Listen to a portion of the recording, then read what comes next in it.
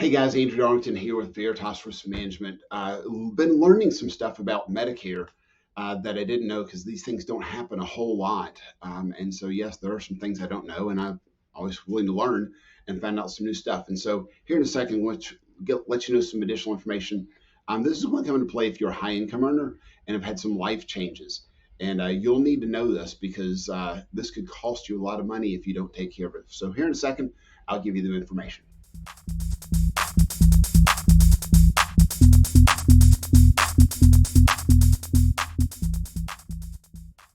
Okay, so we're going to talk about three different things. The first two are going to apply to a lot of folks. The last was going to apply to mainly your higher income folks. When I say higher income, definitely for folks that are married filing jointly, making over 750, and single filing it as an individual over $500,000. But it can apply even lower than that. And you'll see on the screen below me or around me or whatever, kind of what those numbers are going to be.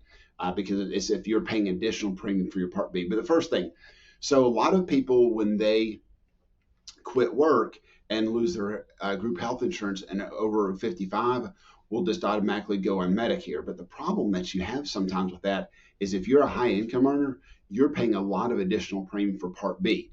And so we've got a situation right now where a fellow's his group health insurance is less than it would be to take Medicare. I know that sounds wild, but it's significantly less because they have good rates as an employer group, and they make a lot of money, so they're going to be paying a really high amount for that additional premium for Medicare.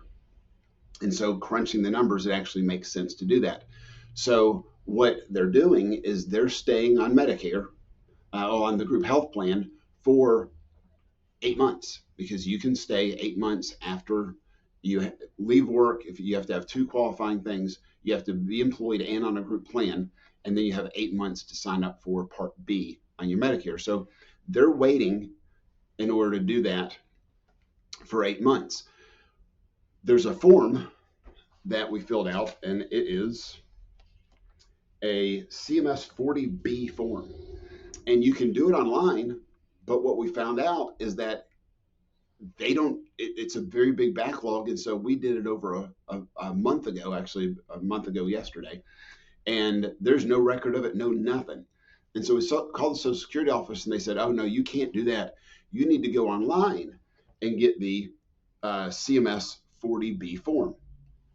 The odd thing is that the one online is different than the one that the one online that you filled online. If you go to your Medicare.gov or your SocialSecurity.gov account, that they'll direct you to a different form than if you just type in CMS 40B. And one of the things that's real big is that the CMS 40B, you have to attach information from your employer in order to submit that. The one online says you only have to do a pay stub. And so what I was told by the Social Security office is no, pay stub's not going to fly, because you're probably going to get a penalty, because they're not going to be able to know when you lost coverage and when you quit work. So there's another form that the employer needs to fill out, and that is a CMS L564. And so that's what the employer needs to fill out, and it'll show the dates that they had coverage and the date that they were working in order for you not to pay the penalty. Because if you don't have coverage within 8 months, if you don't get your Part B within 8 months, then you're going to have a penalty for an extended period of time, depending on some variables. But you're going to have a penalty there you're going to have to pay in addition to your Part B, which is probably already high because you're a higher income person. So there's a lot of stuff going on, and we're just kind of saying, how does someone that doesn't do insurance and doesn't mess with Social Security, doesn't mess with Medicare, know what they're doing? And so this is my gift to you. If you're in that situation and you're delaying your Part B sign up until a future point in time after you retire or those types of things, you need to make sure you're filling out the CMS 40B and you have the CMS L564 that is going to apply so that you don't have that penalty. Make sure you do that recommendation, take it directly to the Social Security office and hand it to them, because evidently the online stuff does not work at all. Okay, so now that you've got that done and you've gone there, there's one other thing. And this is really key, because if you had a life change event, say you're working at an employer and you're making really good money, you're making over that $750,000 to $500, or even here's the numbers this year. If you're making over 97,000 as a single, or 194,000 as married, you're going to have an additional Part B premium you're going to pay. So there's a Part B premium you're going to pay, and then above that, if you're making more money, there's additional Part B premium you're going to pay on your Part B premium and your drug card. And so, for example, this year, if you were making more, the highest level, put it that way, is an additional $395 a month, and that's per person. So if there's two of you, that'd be husband and wife, that's double that, plus an additional $76.40 for your drug card. So that is expensive in addition to your Part B premium. And so some people say, well, I don't want to pay all this COBRA premium. Well, crud, if you're a high income earner, you're going to pay more for Medicare and your drug card, your supplement or Medigap, plus your drug card, plus your Part B additional premium than you would on COBRA to begin with. So it really might make a lot of sense to stay on that group plan for a while. For the average American, no, because they're not paying this additional premium, and so they're going to be able to get another plan. But a lot of high income earners, yes. So here's the deal. Because you've had a change of income, you need to fill out an SSA 44 form. And what that does is it notifies the federal government immediately, hey, I had a life change event. I'm going to have a lower income.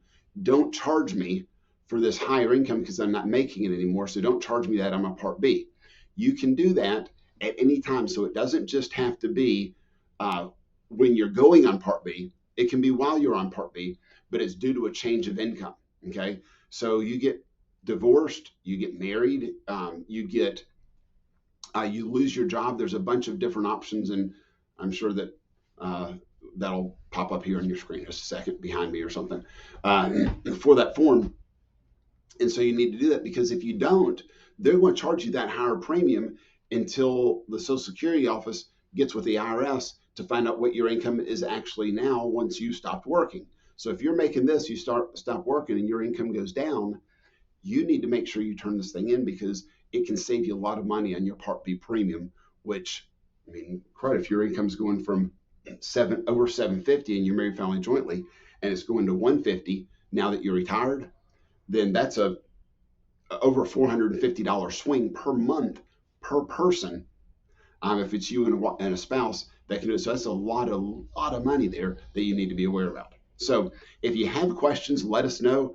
We've kind of gone through it, so we can kind of walk you through it. Happy to do that. Anything to do with Medicare, call us. We're happy to help on that kind of stuff as well. And then we also do home, auto, business, life insurance, basically anything in insurance we can help with. So give us a shout on this, wherever you're watching this. Might be my webpage or whatever. There's a chat button. You can chat with us or shoot us a direct message. Happy to help that as well. Or you can call us 423-292-4142, and that number you can also text us. Until next time, grace and peace.